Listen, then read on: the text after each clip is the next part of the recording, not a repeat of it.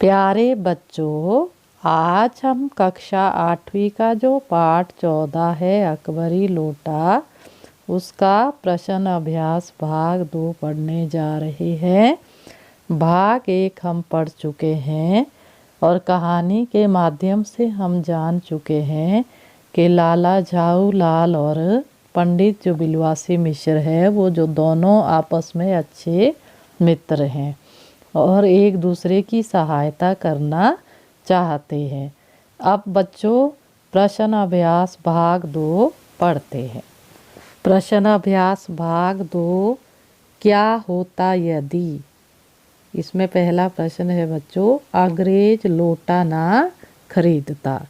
तो आओ इसका उत्तर जानते हैं।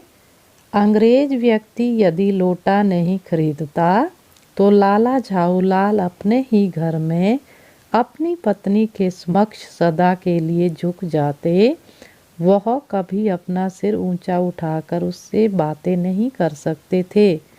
थोड़ी देर के लिए यह मान भी लिया जाए कि पंडित बिलवासी उन्हें जो रुपए देने आए थे तो उसी से लाला का काम चल जाता, लेकिन यह स्थिति फिर पंडित जी की उनके अपने घर में हो जाती। जब उनकी पत्नी को पता चलता तो वह उनकी सारी इज्जत वहीं मिट्टी में मिल जाती या उतर जाती बच्चों। तो इस प्रश्न का उत्तर बच्चों आपको समझ आ गया होगा। अब दूसरा प्रश्न जानते हैं। यदि अंग्रेज पुलिस को बुला लेता, तो बच्चों इसका उत्तर जानते हैं। अंग्रेज व्यक्ति यदि पुलिस को बुला लेता तो बात बहुत बढ़ जाती। एक लाला जी को कुछ समय के लिए कैद हो जाती और दूसरी ओर अंग्रेज लाला पर मानहानि का दावा भी कर देता। ऐसी स्थिति में लाला जी हजारों के खर्चे में पड़ जाते। यह सब लाला जी के लिए किसी दिल के दौरे से कम नहीं था। यानी कि ये बहुत बड़ी समस्या हो सकती थी बच्चों अगर पुलिस में इसकी रिपोर्ट कर दी जाती। तो इसका उत्तर भी आपको समझ आ गया होगा। अब तीसरा प्रश्न है बच्चों, जब बिलवासी जी अपनी पत्नी के गले से चाबी निकाल रहे थे तभी उनकी पत्नी जाग जाती। क्या होता फिर? जिस समय पंडित बिलवासी मिश्र अपनी पत्नी के गले से चाबी निकाल रहे थे तभी उनकी पत्नी जाग जाती तो वह सदा के लिए अपने ही घर में अपनी ही आंखों में चोर बने रहते। रह कर घर में इसी बात को लेकर घमासान होता रहता। घमासान यानी कि लड़ाई होती रहती। पंडित जी अपनी गलती के कारण सिर झुकाए सब कुछ सुनते रहते।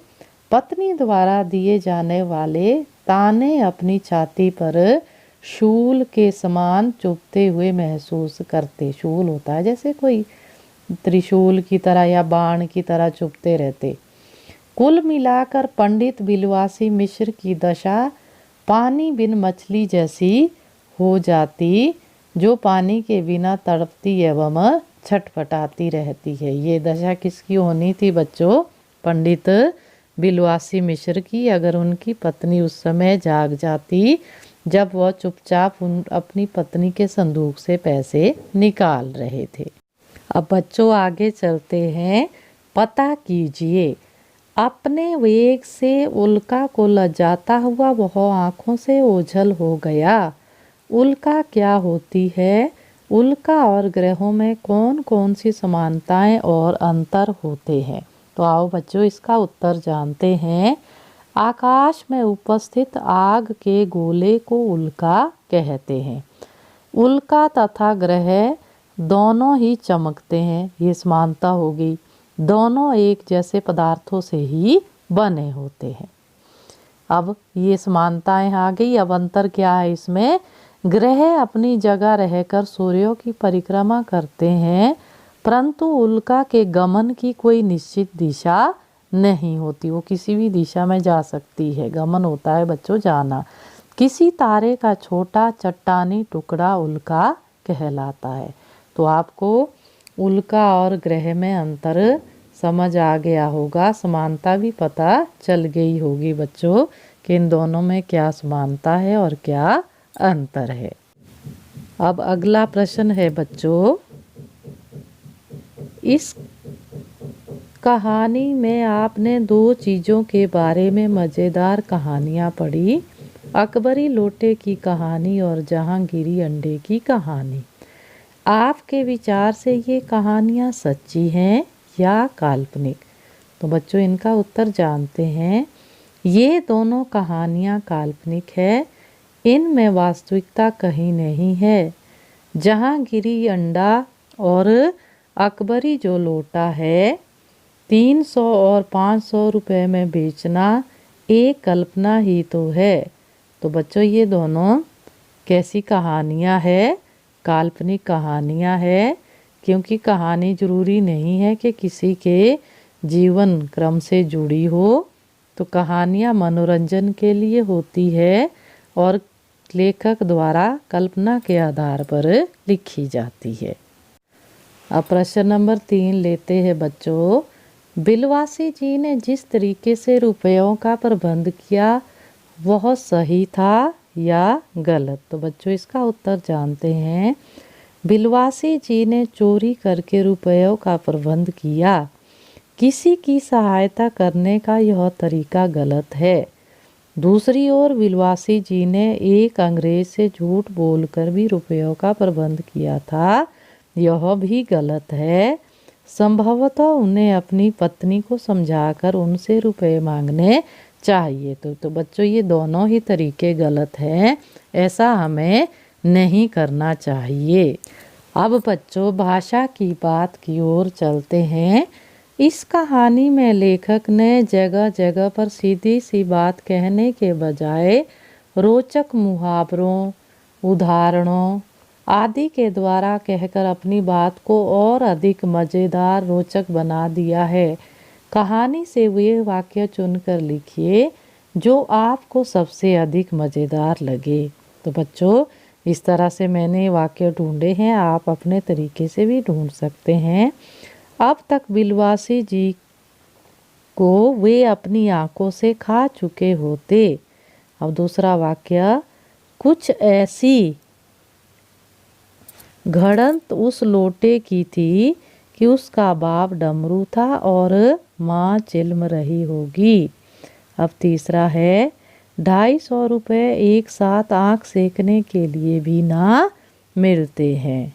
तो ये 3 वाक्य मैंने लिए हैं जो रोचक और मज़ेदार है। तो बच्चों आप अपने तरीके से भी वाक्य ले सकते हैं। प्रश्न नंबर 2 है बच्चों, इस कहानी में लेखक ने अनेक मुहावरों का प्रयोग किया है। कहानी में से 5 मुहावरे चुनकर उनका वाक्य प्रयोग करते हुए वाक्य लिखिए। तो इसका उत्तर है बच्चों, पहला मुहावरा, तिल मिला उठना, अचानक पीड़ा एवं कष्ट होना। किसान की व्यंग्यपूर्ण बातें सुनकर लाला जी तिल मिला उठे। दूसरा है बच्चों, दुम दुबाकर निकल भागना, डर के मारे भाग जाना। बिल्ली को देखकर चूहा दुम दबाकर बिल में भाग गया। तीसरा है हाथ धोना, खो देना या छिन जाना। पाकिस्तान युद्ध में कई युद्धपोतों तथा पनडुब्बियों से हाथ धो बैठा। अब चौथा है गुस्सा पीना, क्रोध शांत करना। वेदों और पुराणों में लिखा है पीने का सबसे अच्छा पदार्थ गुस्सा पीना है। आँखों से ओझल होना, अंतर्ध्यान होना या गायब होना। देखते ही देखते भगवान भक्त की आँखों से ओझल हो गए। पीठ ठोकना, शाबाशी देना। परीक्षा में प्रथम आने पर सभी ने मोहन की पीठ ठोकी। दबे पाँव, बिना आवाज़ किए चोर दबे पाँव घर में घुसे और सारा सामान चुरा कर ले गए। तो बच्चों आप इनमें से कोई से 5 मुहावरे लिख सकते हैं और मुहावरों का जब आप वाक्य प्रयोग करें तो ध्यान रखें कि उसका अर्थ वाक्य प्रयोग में नहीं आएगा, मुहावरा वाक्य प्रयोग में आता है। तो बच्चों आपको ये समझ आए होंगे प्रश्न उत्तर। तो आज हम इतना ही पढ़ेंगे।